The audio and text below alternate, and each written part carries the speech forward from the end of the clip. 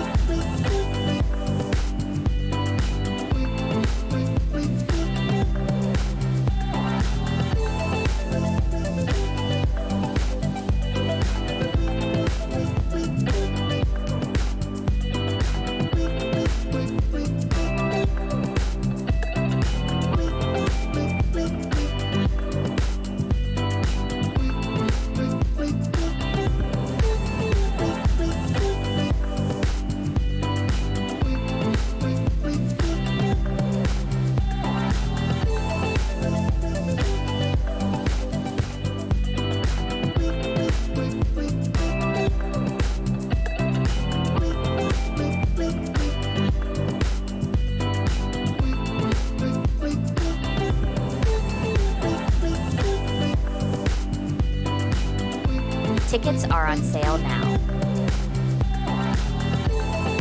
Check out the program at OUTshineFilm.com. Hello, everybody, and welcome to the 12th annual virtual Fort Lauderdale edition of the OUTshine LGBTQ Plus Film Festival. My name is Victor Jimenez. I'm your executive director. We are sponsored by Broward County and Gilead. Well, tonight you're going to have a great time and a fun time. It's the 10th anniversary for Bear City, and we have an incredible cast reunion here, including the filmmaker.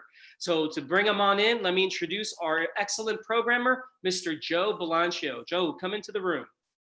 I'm here. Hey, Outshiners. Thanks for having me. We're so excited.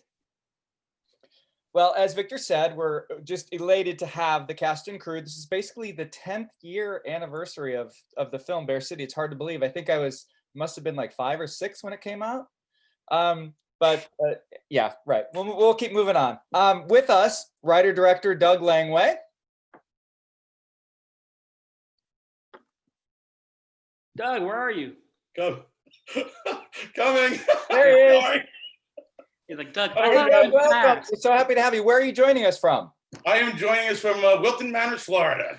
Just up the road a piece. Well, thank you for making the film available, and I look forward to sort of talking to all the cast and having a good time. Also with us is Joe Conti, plays Tyler. Joe, if you can come. Hey, Joe. Hey, how's it going? Welcome. Thanks for having me. Where are you joining us from, Joe? I'm in sunny Los Angeles, California. Yeah, I'm in Washington, D.C., and he had to say it's sunny because it's not sunny here. But so I'll appreciate the sun. It's nighttime there now. That's true too. But even when it's not night, it's not sunny. But also with us, Brian Keane. Brian plays Fred.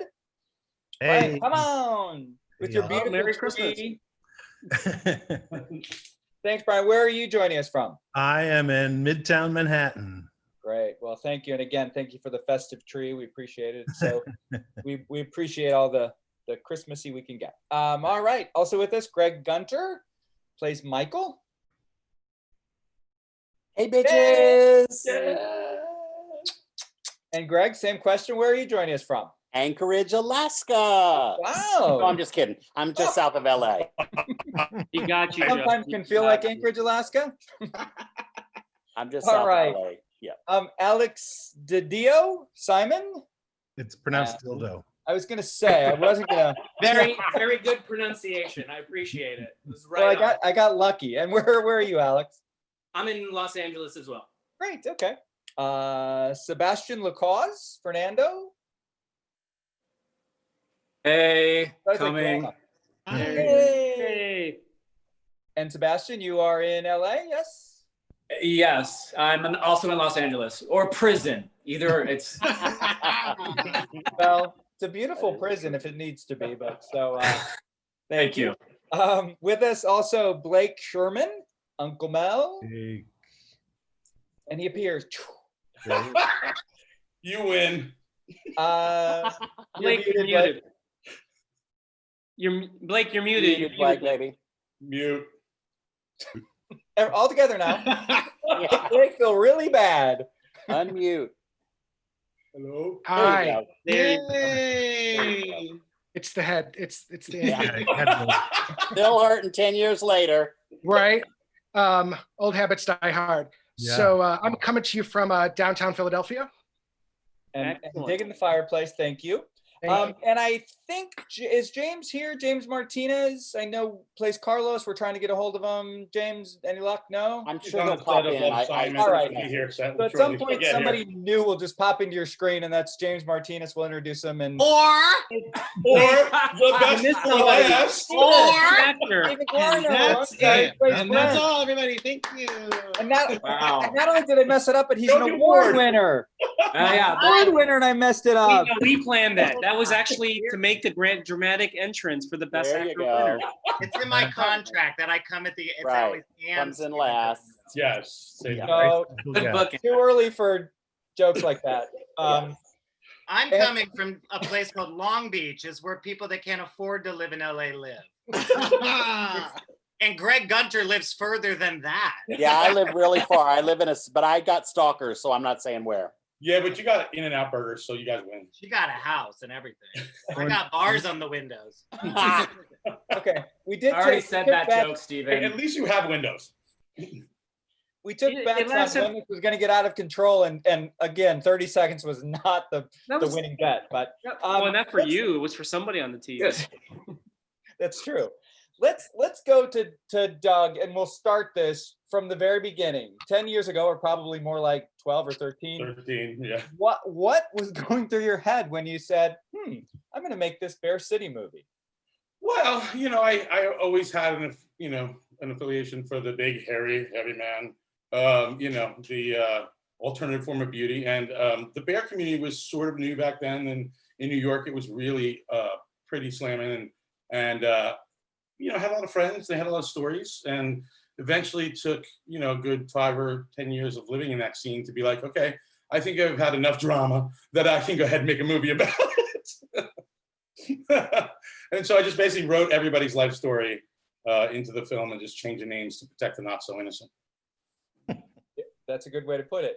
Did you sort of expect the reaction? I mean, you're like, let's do this movie. I think it'll be good, but just sort of the fact that it's become what it's become and become a franchise, and it's just wildly successful. Thank you. Well, how the whole thing worked was that we did it. Me and Lawrence Ferber and I, who co-wrote it, wrote it together, and we went ahead and did a staged reading, in which we got some of the people like Brian Keane and Alex Didio out of. And we did a stage reading. That's where we met Derek Curl, who was at the time, he now owns TLA Video, but at the time he was director of acquisitions. And he came up and put his weight behind it. And really it was those guys and Louis Tice and all the producers of Bear City that really drove it forward. So, and with all the actors that came involved, it just started growing very quickly. And then all of a sudden it was like all these wonderful people were on the set, and then everybody's having sex on the set except for me. But and me. I wasn't having any sex. I wasn't having All of any a sudden, sex. nobody. Stage shooting, I had sex. Mm-hmm. Protect the innocent, remember? But yeah, no. Then I didn't expect the reaction to be so much, but I did know that there was this underground world of people that loved a less velvet rope style, white, and for the masculine kind of heavy hairy dude. So I knew that was out there. And what about the actors? Same question, sort of. Did you expect, and like I'm sure you start to go to places and you're sort of known and people are interested in asking questions. And did you expect sort of this, such a huge success? Steve Don't Guarino. watch it once, everybody. Jump Joe right Conti, in. when you got off the cruise ship and did this movie, did you feel It's actually before. It was before. Wasn't it a theme? This is what forced me to go on a cruise ship. Victor, you wanted this, Victor. You wanted this. No, Just no, saying.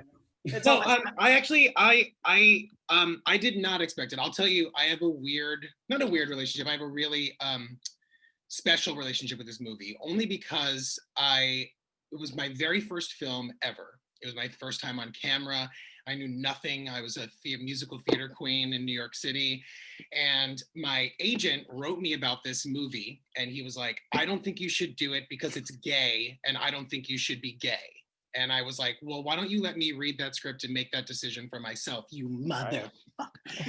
So I read the script and I wrote him back right away and was like, no, I'm going in for this. I was like, this is funny. This is campy. This is one of the more authentic, real depictions of gay New York City I had ever read on a script before.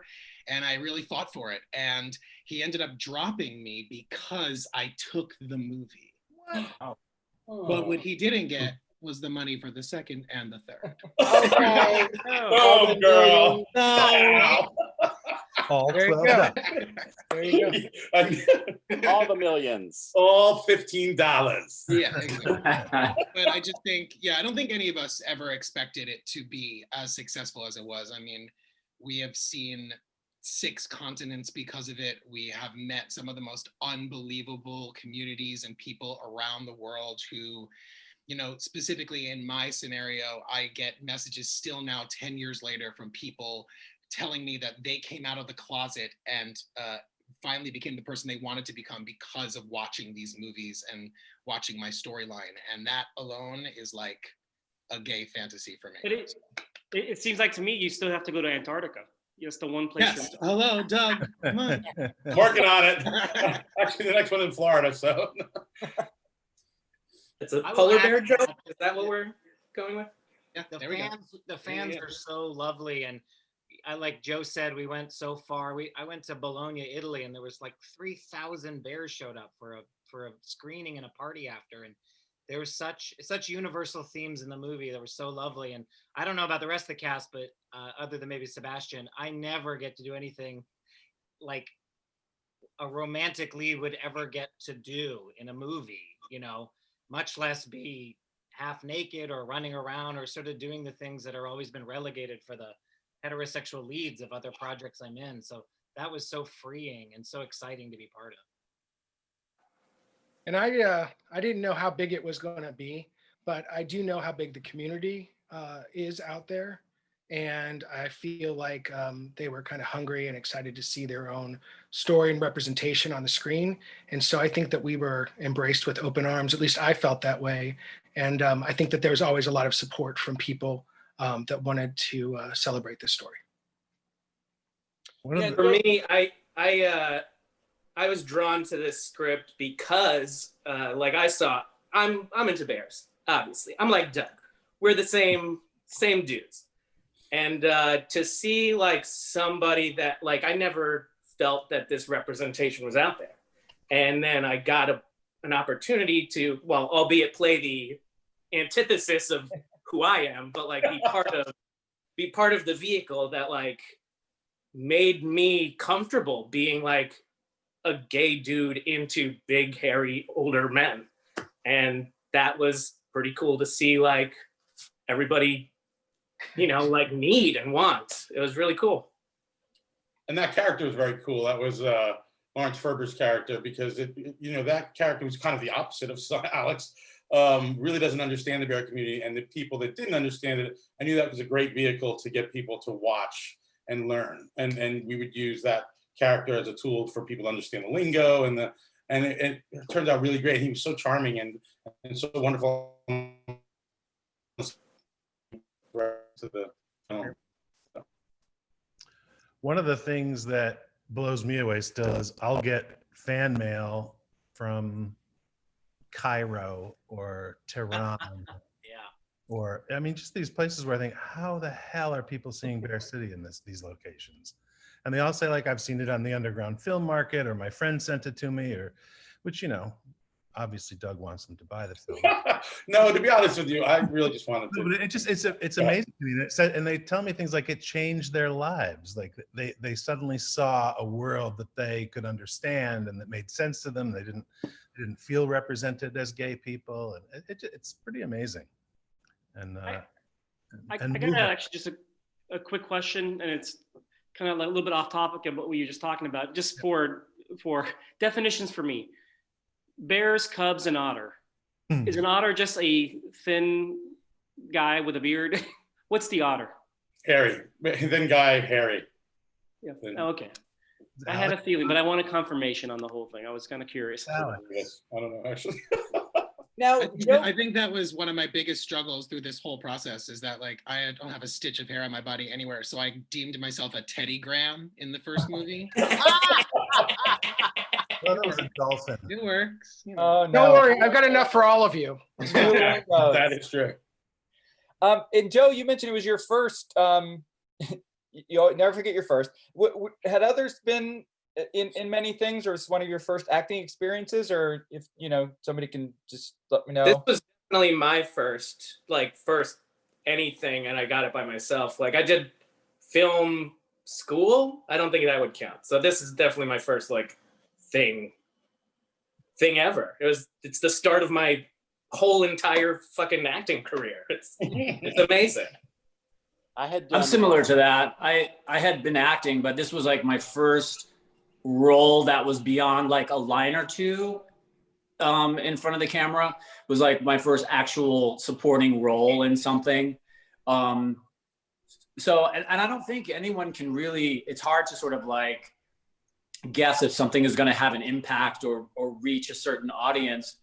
But I found it exciting because I'm not necessarily, or I don't necessarily feel like I'm part of the community per se, but I definitely resonated with, I actually went in for James's character first, and then when I saw that other character, I was like, they're gonna want me to read that. They're gonna want me to read that role. That was the casting director. She's like, he's the guy from the Rocky Horror Picture Show. He's Rocky on Broadway. I'm like, well, you gotta have Rocky on Broadway. But I was happy to see gay characters written that actually did look like me, because all the other gay roles I would go up for looked like Joe.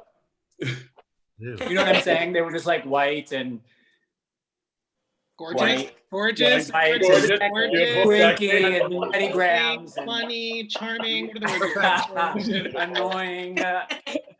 I had done a movie a million years ago where I actually had a fair part, but they cut it. So there's just me laughing 3 times in that movie.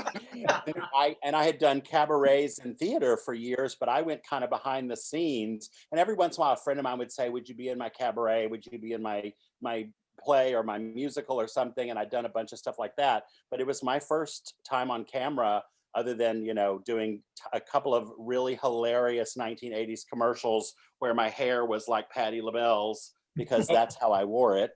And and they would cast me accordingly. But anyway, so I had a blast. I got to use those fun things that you do in theater. I'm a big, loud queen. I got to be a big, loud queen. I tried to pull it back. Steven coaching me from the side, Brian saying, pull it back, girl. It didn't work. So I did the loud stuff, and it was fun. We almost didn't get you too. Remember that? Because you were like off in the hinterlands, like just shooting something in a desert, and I couldn't get in touch with you. And like, the drama began with casting. It begins with everything, but it started with casting. I'm like, I have to have him. I know that he understands more than anyone in the world this character. And I had almost spoken with somebody else from The Sopranos. Remember that? And I was like, no, this is the guy. I was really lucky. My agent was leaving nasty messages for me. They've heard this all, so I'll make it real quick. And I finally get a signal out in the desert, and she's like, yo, fuck, I can't believe you are missing out on this. It's a fat 400-pound gay man. And I was like, bitch, I'm too big for that role. That was nice. Oh, that was perfect. It sounds like it was a great, it sounds like sort of what we see on screen is this, you're all so good, but you're also casual. And it seems like you're almost yourselves. And it seems like that was sort of the congenial atmosphere that allowed sort of you to be your characters that we ultimately see. Very comfortable environment. Yeah, and the other one we cast was Guarino. When Steven came in and he just started going, and I'm like, okay, ready? And actually he's like, I'm already acting. I'm like, shit, that's good. Like, that guy I'm is just gonna say good. into the lines you wrote. That's not a problem. Yeah, like all of a sudden, like, oh, here's the script. Yeah, we'll throw the script out. It's okay, just go. I got it. I got this. Don't worry about me. I got it. Yes. That was think going back- incredible. Go ahead. No, I was just gonna say, when you were talking about our relationship on set, I mean, God bless Doug. By the third movie, I mean, we were terrors. Like, never shutting up, never saying the lines, like truly just best friends back together again 7 years later, goofing around. And Doug was like, do you want to make a movie or do you want to kill me? And we were like, both. Yeah, do I have to if we could get both. The third one, he just wrote an outline. I think there was actually no dialogue in the script. Oh We're just that good, you know. You are just that good. Well, there was definitely stuff that was improv that we did. I know, right? I've been drinking a little bit. That stayed in the movie or moments that happened that were just spontaneous and hilarious. And I know for me, I didn't really get to address the other thing about sort of like the movie, but this was one of the, I mean, I've been doing theater and cabaret and nightclub shows and doing, you know, TV and movie stuff, commercials. But this was sort of the biggest kind of exposure that I'd ever had, literally and figuratively. Very nice. And I actually had a random agent who was actually from doing Philadelphia and New York, and he had gotten me like nothing for like a really long time, and this was like a total fluke on his radar about you know what this was about. And then of course I had known Doug from the nightclubs, and he'd seen me and stuff before, but it was, you know, a really big sort of wake up call to the world out there. And then of course the first day I show up, my first day of shooting, we do the shower scene. Wait. I for sure was naked the first day of shooting as well. I was fully naked. I think there's a pattern. I think maybe Doug. I think I don't write anything. Yes.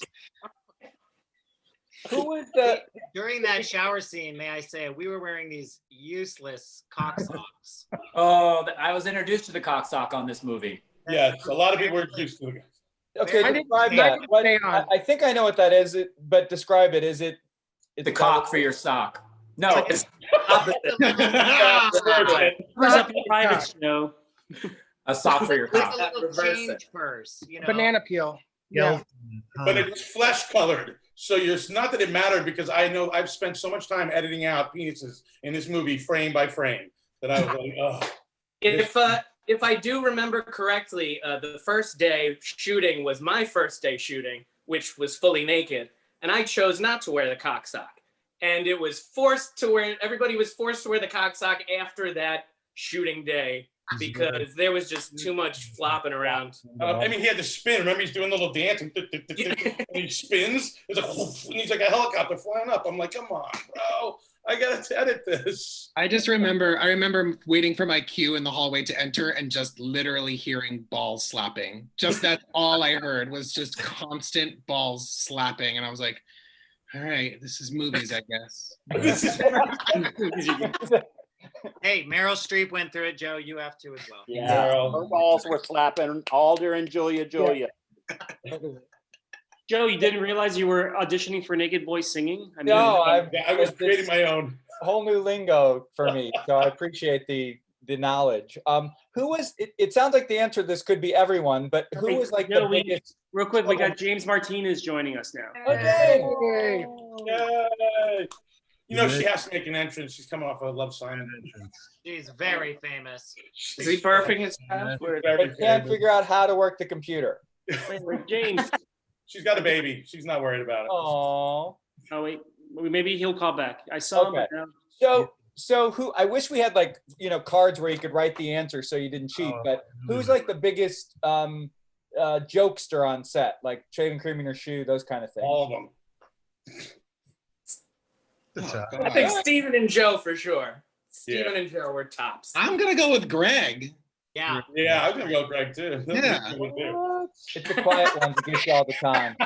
Well, you said jokester. I just meant Greg never shut the fuck up. That's what I. But as long as what he was saying was funny, that's all that matters. Oh yeah, I'm sorry. Then it was me for sure. Definitely me. Was there anybody, you all seem gregarious, I may be going out on a limb on that. Was there anyone who sort of wasn't, who you sort of had to bring out of their shell, or is it just all The natural? sound guy. The sound guy. Okay, so the sound guy. I still love him to death, I but love Derek. Derek. Oh, Derek.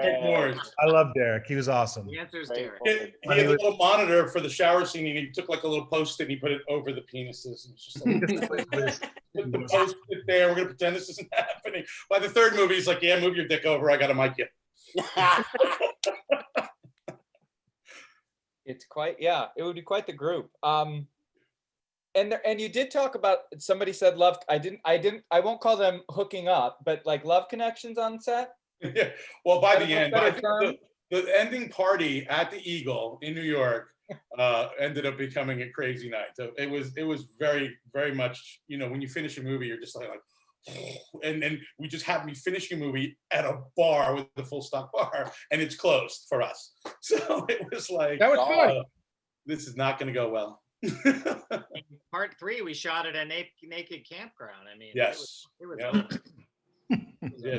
And also, speaking of the love scene, Greg's love scene with James Martinez was also super important to me as well, because it's going to be the first, for me, love scene with a big guy and a thin guy on camera that's not porn on Twitter. But, it was going to be, and we ended up having to rush it so much. Remember, we tried to shoot it once in my apartment in New York, and I was like, we didn't have any time for it. So we ended up shooting it again where we could really light it and get it done wonderfully. And 4 times. Four times. Well, then I just needed fodder for, Spank Bank. But the thing was, what I wanted was to really show the community how loving and how touching and how the overweight human body is the beauty. It's not like something you're settling for. It's like the curves is what makes it sexy. And so, and that man's got some curves. Oh shit!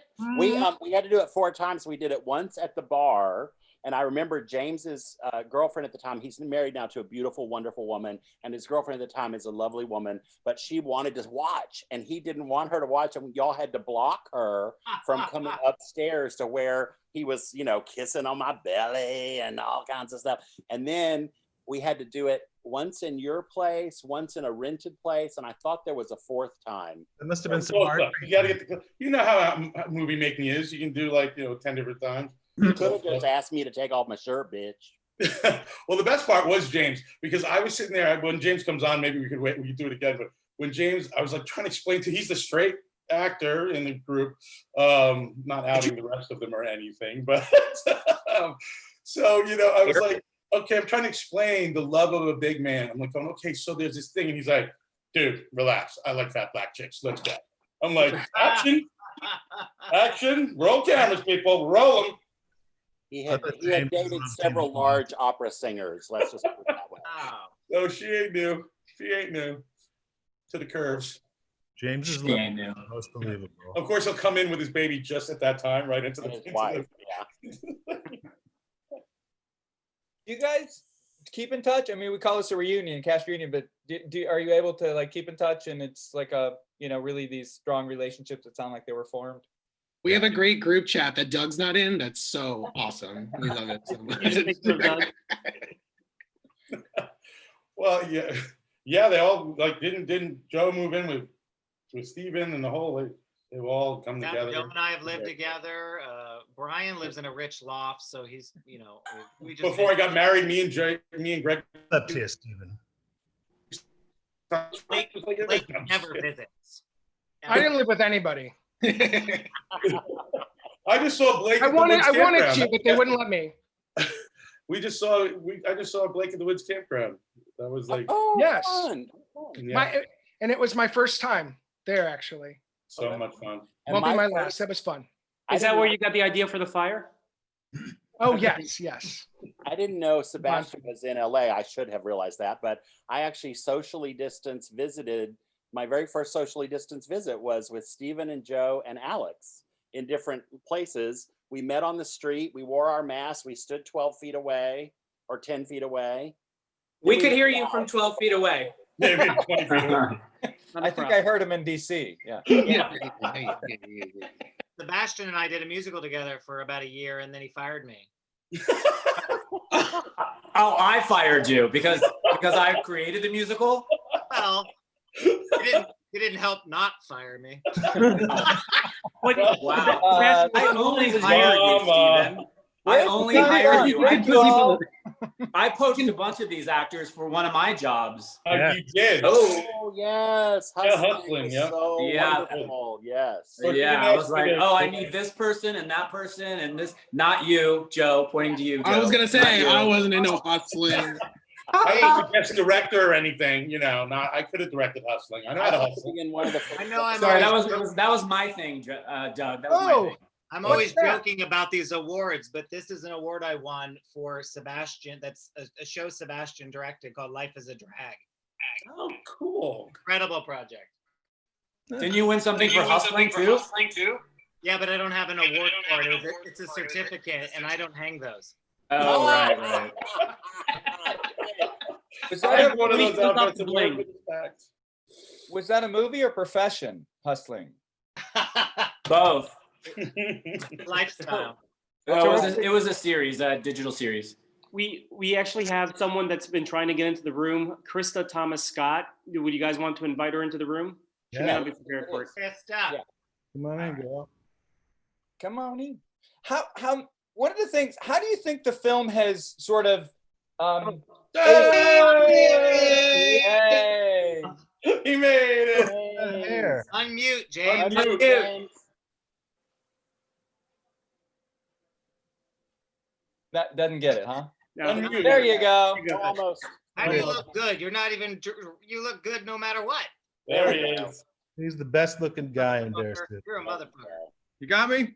Yeah. Yeah. I didn't know if you were froze or just really slow movements. No, it's me. So apologies, James, because it was coming in under, I guess, your wife's name. Like we didn't realize it was you. So, Oh no, this is my current roommate at the moment. I'm my wife and my child are in Colombia. ah.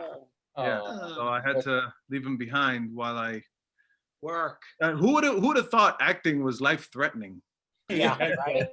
Like I'm risking my life. Yep. Acting. That's for like real warriors and real soldiers. You got to Now get every time I step foot on set, it's like crazy. holy shit. I don't know. And Very big now trailer. I get news this morning that one of our makeup artists tested positive, so production has been shut down for a week. It's happening on every show. They're all shutting down here and there. So it's just and I'm in LA without my family, so what do you do on time off? Yeah. Fair City reunion. Fair City reunions. Guys, I really needed to see you people today for sure. Oh. So why were you late then? Here's the. Fashionably late. So why were you? Yeah. Yeah, no, because because I've been staying with a roommate, so now I had to go figure out, I have to find a B&B to stay at. I have to rent a car. I have to Wow. I have to make sure that I'm completely isolated from everyone, which normally would be great, but Yeah. And in defense of James, he wasn't really late since he was coming in under his roommate's name. I thought it was like not a person. But His persistence paid off. oh, that's why I wasn't being welcomed into this meeting. Yes. Yes. No Heterophobic once again. Well, we're glad you're here. Yes, And- thank you. I'm glad it worked out. Do you want to start from the beginning or? Well, this is the beginning for me, so. Yeah. I just asked the question, how everybody thinks that the film, not the actors, have aged over the years. Do you watch it and think life is pretty much the same, or the same, it would have been the same movie now? How sort of, what are your reactions 10 years later? I missed that question completely. Did that actually happen? You asked Like us if that? you had made the movie today, would it be almost the same story with the story of Keane? No. I mean, I feel like this would still be weird and strange and different. I mean, we are so behind and we have so much more to go. Like the concept of being gay is still revolutionary. It's just, you know, I hate to say that and I hate to sound like a pessimist, but, you know, unfortunately, the Bear City is a realm within a realm within a realm that is still not generally understood, you know? And more work to do. Bear City 4. We've made it to mainstream jokes on like Saturday Night Live, though. That like we're getting somewhere. We're getting somewhere, but so we were actually I think we help. I think we help with that, though. I think that this. I think the movie definitely did. Really, like, you know, no, that window. Yeah, I really do, because the term gay is, you know, is just so as it is with this industry and humanity, we just like to put everything in a little nice little neat little box. This is gay, and that's the guy who's on Love Simon right now. So is it how's it feel on that set? Yeah, exactly. So you know, I've lately in the last 2 years, I've with One Day at a Time and Love Victor, I've had to answer some really tough questions, and they've been very difficult questions, especially as a straight man, to answer, you know. So I feel like I have a leg up, being that I was a part of Bear City 10 years ago, and that I was able to learn so early on that there's so much more to whatever it is everyone else thinks it is to be gay. It's just people, and they all have different tastes, the same way the straight community does. It's, you know, it's well said. It's just way more complex and we have so much more to go. And I honestly think that Bear City was something in my life that was meant to be, to prepare me to handle these questions responsibly, you know, in the years to come. So I feel so lucky to have been a part of Bear City and you guys, and to be your guys' friend, because now as a straight guy, I can honestly say that I kind of sort of know what I'm talking about a little bit. We were talking about the love scene just before you came on. You know, I fucking put my tongue inside Greg Gunter's belly button. I didn't even write that. I didn't even write that. No, that was just me being committed. Yeah. Yeah. I was like, you go, girl. Even Andrew, best actor at Outfest Awards through the screen. So yeah, they put my writing next level. Let's go. Like Blake Sherman in the middle of the shower scene spitting in Brian's mouth. I'm like, I didn't write that, but that is the funniest shit I've ever seen. I keep telling the story about how. Oh my God. I keep telling the story about how you gave me that direction where just like, so what's your type of girl? Yeah, I was telling that story before you got on. Yeah, that was like my first day of work. You were like, okay, so what's your type of girl? What do you like? I was like, I like big fat black girls. Who doesn't? Like, action. Who doesn't? See, I told you. Sounds like everybody had an interesting first day. Like, just imagine Greg's belly is a big fat black ass.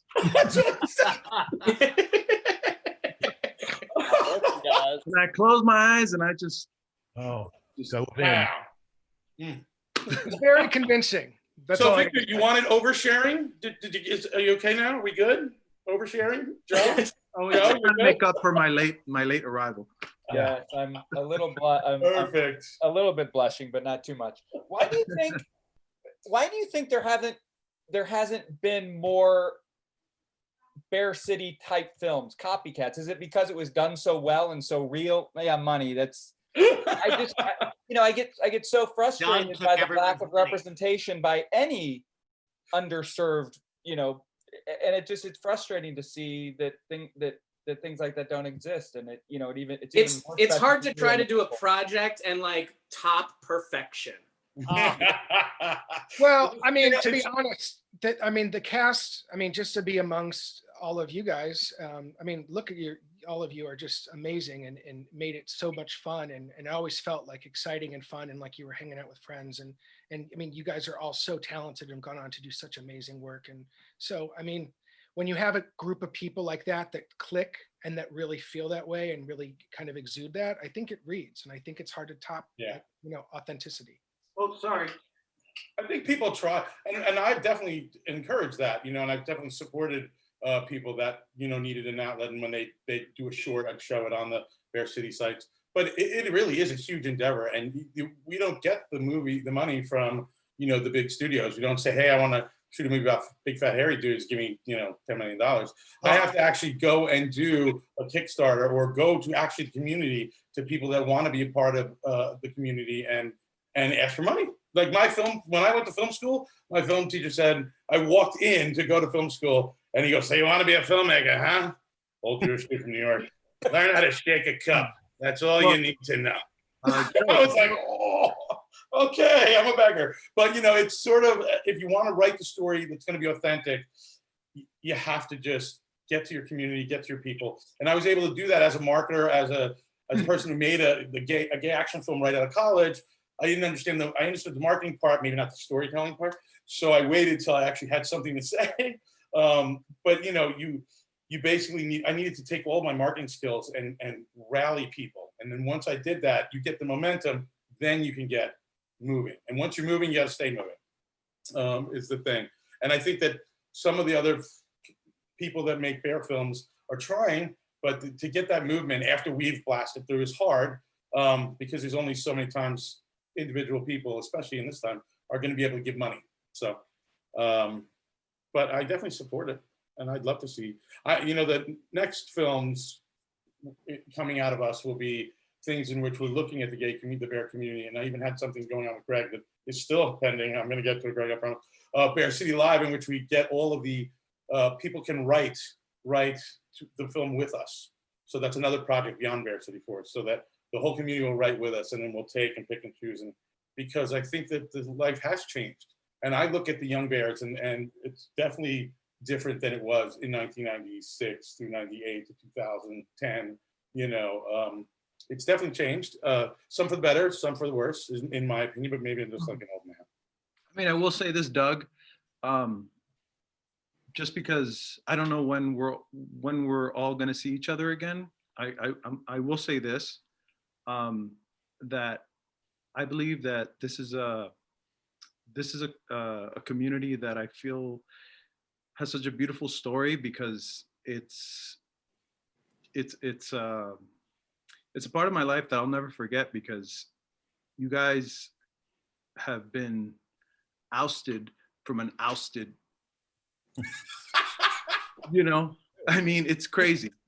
But that being said, moving forward with, the rest of the films that I know are going to take place, for me, especially just having been out there, with these TV shows and films that, are kind of targeting the masses. I feel like the Bear City movies from here on out, if we're gonna go ahead and reach as many people as we possibly can, should be a little more accessible as far as the gratuity and what's shown in the movies. I feel like as challenged and as exciting and as educational as it was for me being a part of it, I know that watching these movies, for a lot of people that I wanted to show it to, was a little repelling. You know what I mean? Yeah, well, it was the queerest folk time when we made Bear City. So it was like, and I was thinking like that. In my head was like, fuck it, either you're gonna like it or you're not for the first one. And then I tapered as we went along to understanding that concept. But the crazy part about the whole thing is that despite how graphic it was, it reached a huge audience. Yeah. So I'm just saying, imagine. Yeah. Yeah, it's Right. true. And yeah, I agree.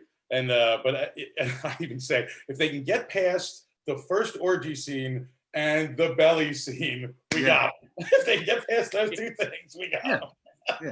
I already have some of my straight friends purchasing these adorable T-shirts. What do you mean? That we all I'm So, my fat head at the bottom right there. we have a little bit of a reach. Well, I think you have a huge reach. Yeah. Yeah. And James, you look You, good in all Brian. blue. I'm gonna go put mine on right now. Right, he has it too. I literally just lifted the laptop and was like, I just made it. And Doug, that's sort of a good point to Doug and to everybody. Did you think when you were creating this that you were pushing the envelope, and was that purposefully done, or did you want to do something that sort of was, for lack of a better term, totally acceptable or commercial without? Yeah, I mean, I think because my first film was a gay action film, great marketing, but I threw everything but the kitchen sink. It was like, they're adopting a kid, they were in some mob hit, the mob comes in, it was all over the place, and so I understood that I had to write something real. So for me to see something real, and during the Queer as Folk time, a time when it was just trying to be brazen, and people at Showtime was doing that, I was like, I'm going to be a little brazen, but and at the same time, I said, well, I'm doing it myself. I didn't ask for any money from a big studio, but I did understand how you get burned when you try to do too many things at once. So I honed the story, and I did say I wanted to focus on the body as beautiful. But the orgy scene was just because I don't remember how that ended up happening. We just didn't have the right lens. We only had the wide angle lens, so you just saw everything. If I don't know if I'm mistaken at this, but like there at least was like the rules of no frontal nudity and no like F-bombs or.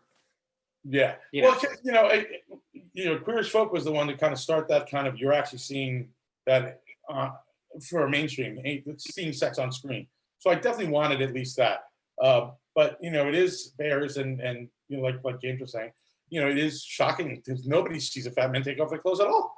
So like, even at a beach. So to see it full frontal, it was going to be shocking regardless of whether, because you didn't see any penis in any of my movies, like I don't do porn sort of. Well, I mean, people have definitely. All right. So anyway, so the point is, what I wanted to reach was like the things that Joe Conti and Alex were saying, the people that were on their last legs, and I've gotten suicide letters, like plenty, and many people know this, of people that were like really at the last part, and sometimes in other countries where it's not very, but even right here, a kid in Georgia whose father was a Baptist minister, and he really was just going to he was going to go, and then he said, you know what, and he got the movie and watched it, and then told his mother, and his mother got him a place, and he left, and he saved his life. I have story after story. Greg has story after story. Joe, everyone, and that's amazing. And that's actually important. It actually goes, a gay movie made for a gay audience is different than one made for a straight audience, and there is a difference, and it's an important one. Like sometimes I get asked the question, like, oh, is an LGBT film festival still necessary with all the content that's coming? And I always say yes, because a movie made for a mainstream audience is not going to have the same sensibility.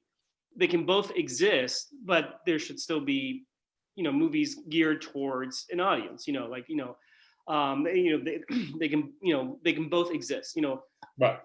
I Love Simon as a movie was a great movie. I saw it, and it was a very mainstream movie. But it was not exactly. It was very good for kids in high school watching it. But the reality is, it's not entirely from a gay sensibility also.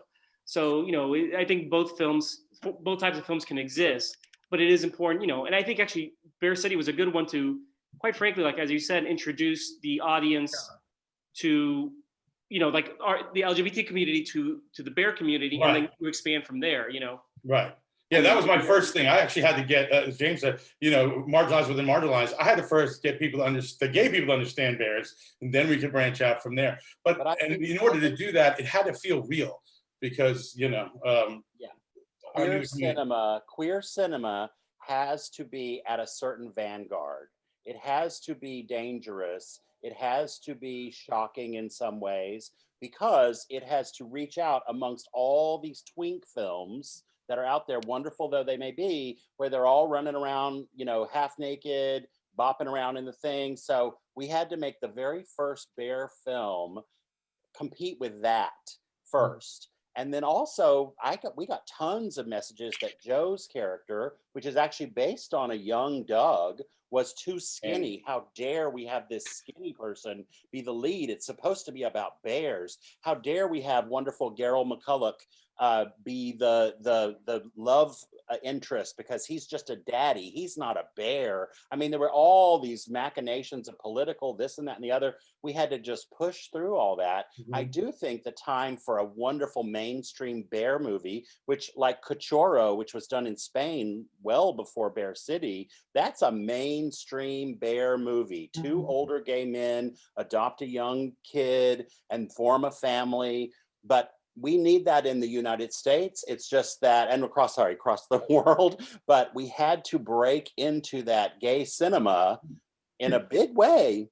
And we had to have some salaciousness. We had to have some naughtiness. And as Doug is saying, you had to have some chubbies being kissed in the first movie. By the second movie, it's like, Jesus Christ, is anybody skinny?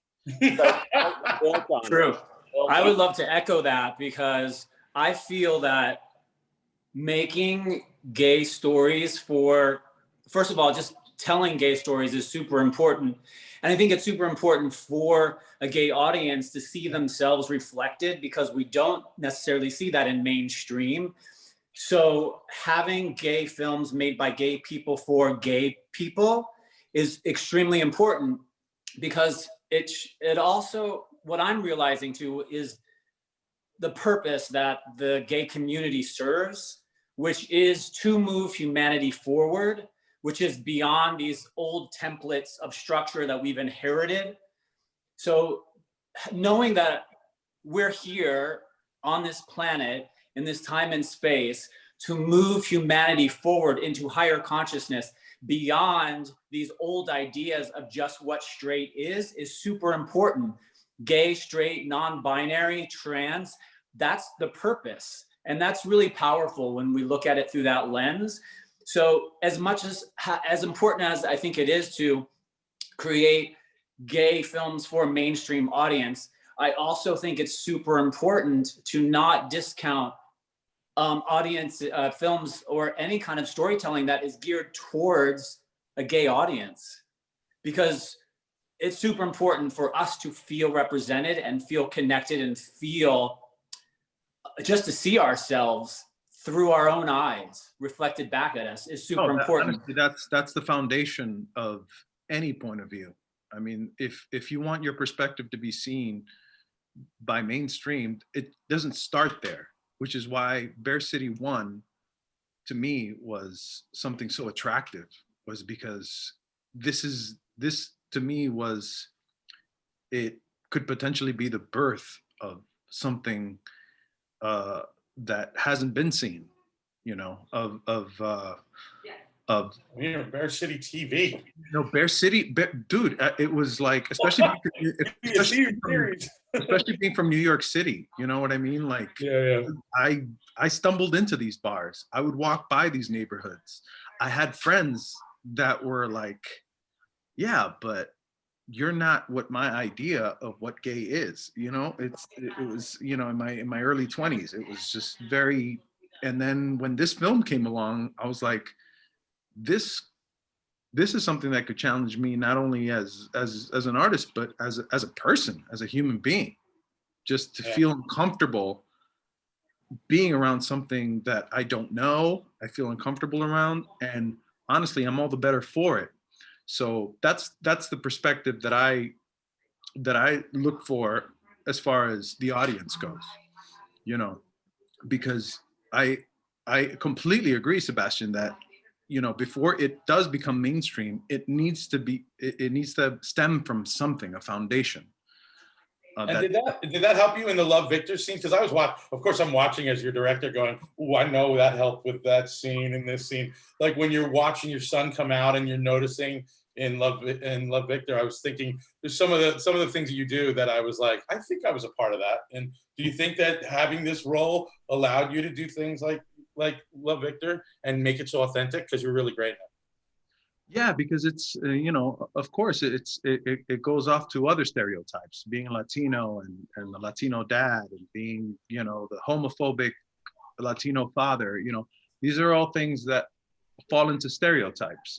I don't care what it's being a stereotype to, it's still a stereotype, and it sucks, and I hate it, and it's one-dimensional, and it's uninteresting. So to me, Bravo, being a part of Bear City informed me. I was like, well, being a dad of a kid that's coming out doesn't necessarily have to be black and white. There could be a gray area where he maybe tries to understand, and that's where I was. I just recently became a dad. And when I was exposed to the bear community, it wasn't like, no, thank you. It was, okay, I'm out of my element, but I'm gonna try. And I think that's the place that we should all be coming from, is this place of, including when I play a father, because that's kind of what my thing has been on TV lately, has been these dads that are trying to accept their kids coming out. True. Yeah, over and over again. I think Bear City has shaped your life a little bit. Yeah. So, but also, when I show up to set and there's a kid playing my gay offspring, it's not, I have something to say to the directors. I have something to say to the writers, and being like, this is not, it's not that clear and cut dry. You know what I mean? There is some confusion. At the end of the day, there's real love that's happening here. And he's gonna try and understand. That's all, which is what I did when you guys welcomed me to your cast. And it's that same feeling, because that's what's interesting. Best actor at nice, Steven. I think that this whole conversation has been a personal attack on my mainstream qualities. Those are. I'm not diverse. Yes. Steven, best actor at and I'm gonna make some bank. Okay. Girl. So, I think we need to wind down here, but one of the things that seems evident is that I think, whether at the time you realize it or not, there really was sort of a sense of activism to what you were doing. You were really sort of creating something that hadn't been done, and saying, even if it was, not pounding people over the head, but saying, here's who we are, here's what we are, and, sort of learn and sort of interpret that how you will, but we're going to be who we are because we deserve to be who we are. Yeah, and there's also a little bit of that when it was coming out. It was the beginning of the weight loss surgery, which I was not a fan of, because it just was like a quick fix to vanity, and it ended up making a lot of people not happier as they thought it would. And so for me, it was also a survival issue for what I like as a human, what I find sexually attractive, because there was now this surgery to get rid of it, like a surgery to get rid of being gay, or, it was like, wait a minute, what's going on here? So there was an activism in that part of it, and that I really wanted to address, that if you're doing the weight loss surgery for vanity, you're not going to get the results you want, because that's in here.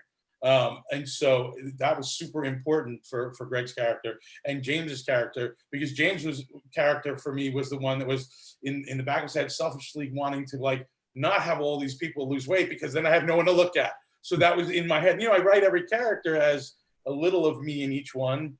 Joe, obviously, was my character, just 300 pounds lighter than I am now. But, it was because they all become bears. We all start out looking like Joe, but we all end up looking like me. Or Greg. Listen, if I stood up and showed you this COVID 30, we would have a whole new fan base. Oh, can I tell you, the COVID gain gave me new casting opportunities. Like, I was like, look at how good she looks now.